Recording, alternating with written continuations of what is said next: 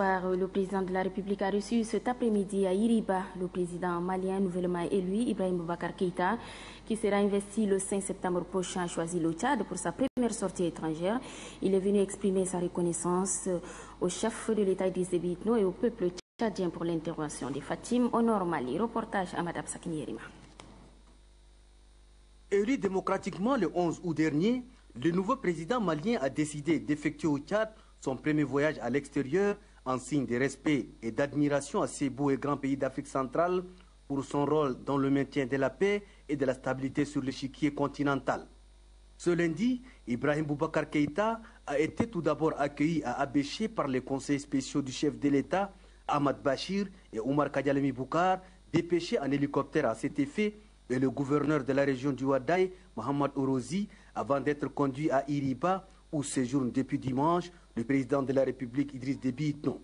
À son arrivée à Iriba, le président Ibrahim Boubacar Keïta a été accueilli par le gouverneur du Wadi Fira, Mohamed Delio. Le chef de l'État malien, qui a tenu à rencontrer son homologue tchadien avant même son investiture, a été reçu pendant plus de 2 heures par le président Idriss Déby Itno.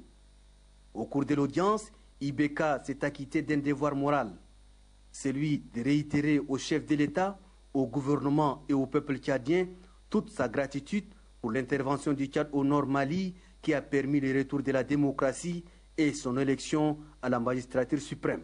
L'acte libérateur posé par le Tchad dans le Nord Mali marque et marquera encore longtemps les esprits du peuple de ces pays frères, du continent africain et de l'humanité tout entière.